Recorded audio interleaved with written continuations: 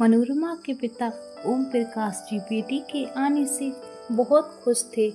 एक दिन गांव के प्रधान शंकर लाल जी उन्हें देखने आए। मास्टर जी कैसे हो आप तबीयत कैसी है? ओम प्रकाश जी ने कहा, प्रधान जी आपने सभी समय पर गाड़ी भेजकर बहुत मदद की, वरना पता नहीं क्या हो जाता। शंकर लाल जी ने कहा, ऐसा क्यों कह रहे हो?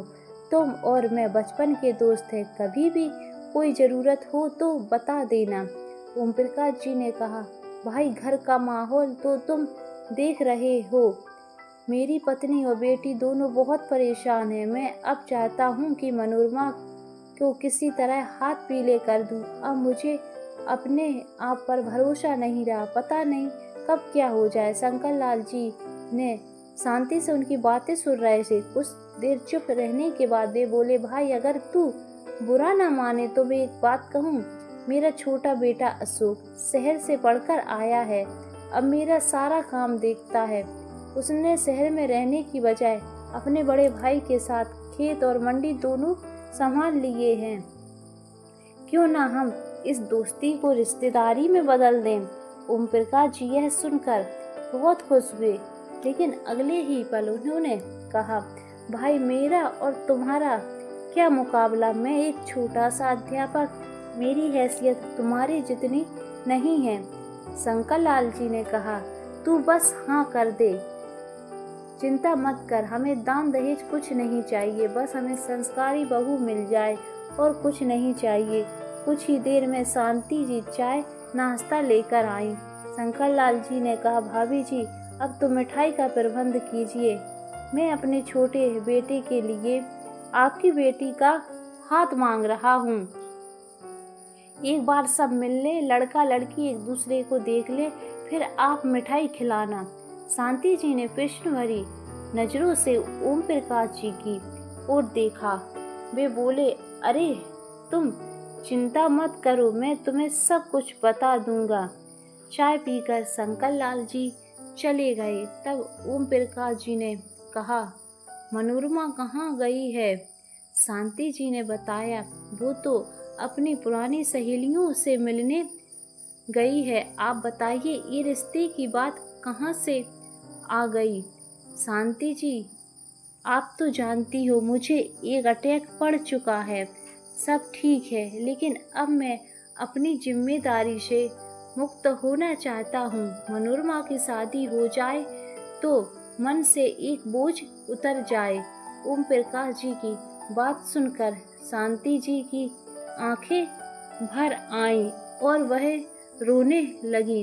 तभी मनोरमा कमरे में आई और पास पड़ी कुर्सी पर बैठते हुए बोली, ओह पापा, अब मैं आप पर बोझ बन गई हूँ जिसे आप उतार कर फेंकना चाहते हो। नहीं बेटी, ऐसी बात नहीं है। इनके पुराने मित्र शंकर लाल जी आए थे, वे अपने छोटे बेटे के लिए तेरा हाथ मांग रहे थे। वे चाहते हैं कि दोस्ती रिश्तेदारी में बदल जाए। शांति जी ने मनोरमा से कहा। मनोरमा यह सुनकर हिल गई, उसे विश्वास ही नहीं हो रहा था। मनोरमा छत पर चली गई। उसने राहुल को फोन किया और सारी बात उसने राहुल को बता दी। मनोरमा ने कहा, राहुल ने कहा, मनोरमा ये क्या कह रही हो? मैं आ रहा हूँ तुमसे मिलने, तुम्हारे मम्मी पापा से बात करने। मनोरमा ने कहा, नहीं राहुल, यहाँ मत आना, जब तक मैं तुमसे यहाँ आने के लिए ना कहूँ तुम यहाँ पर बिल्कुल भी मत आना। लेकिन मनोरमा एक बात याद रखना, मैं तुम्हारे बगैर मर जाऊंगा। मैं तुमसे बहुत प्यार करता हूँ, मुझे छोड़ने के बारे में सोचना भी मत। राहुल की बात सुनकर मनोरमा परेशान हो गई। उसे कुछ समझ नहीं आ रहा था क्या करे। शांति जी मनोरमा को ढूंढती हुई छत पर आ गई। अरे तू यहाँ अकेली क्या कर रही है? चल नीचे सोने चलते हैं। माँ मुझे नींद नहीं आ रही है, आप जाओ, मैं थोड़ी देर में आती हूँ। शांति जी ने उसका चेहरा पढ़ लिया। था। वो बोली, क्या बात है, बहुत परेशान लग रही हो, ऐसा लग रहा है जैसे अभी तुम रो रही थी। सब ठीक है ना? कहीं शादी की बात से तो परेशान नहीं हो? मैं जानती हूँ शंकर लाल जी के परिवार को, बहुत अच्छा परिवार है, वो लोग तुझे बहुत खुश रखेंगे। मनोरमा ने झंझलाते हुए अपनी माँ से कहा, माँ वो बात नहीं है, लेकिन मैं अभी शादी नहीं करना चाहती हूँ। शांति जी ने उसे समझाते हुए कहा, मैं जानती हूँ अभी तेरी पढ़ाई चल रही है, लेकिन तू चिंता मत कर, तेरे पापा ने उनसे बात कर ली, शादी के बाद भी तू अपनी पढ़ाई जारी रख सकती है, उन्हें कोई परेशानी नहीं है। मनोरमा ने अपनी माँ को छत पर पड़ी चारपाई पर बिठाया और बोली, माँ एक बात आपको बतानी थी, पापा से मत कहिएगा, कॉलेज में मुझे एक लड़के से प्यार हो गया है, वह बहुत अच्छा है, मैं उससे शादी करना चाहती हूँ। चटाक एक जोरदार चांटा पड़ा मनोरमा के गाल पर। खामोश, तुझे इसीलिए शहर भेजा था कि तू पढ़ाई करने की बजाय इश्क लड़ाए, जानती नहीं यह गांव में यह सब नहीं चलता। ए भगवान, अब मैं तेरे पापा से क्या कहूँगी, वो तो यह बर्दाश्त नहीं कर पाएंगे। शांति जी बोले जा रही थी। मनोरमा शांति से सुनती जा रही थी। मनोरमा शांति से अपनी माँ की पूरी बात सुनती जा रही थी। मनोरमा ने कहा, माँ एक बार आप दोनों राहुल से मिल लीजिए, वो बहुत अच्छा लड़का है। शांति जी की आंखों में आंसू बह रहे थे। उन्होंने मनोरमा को चांटा तो मार दिया था, लेकिन उनका मन अंदर ही अंदर कचोट रहा था। आज पहली बार उन्होंने अपनी लाडली बेटी को चांटा मारा था।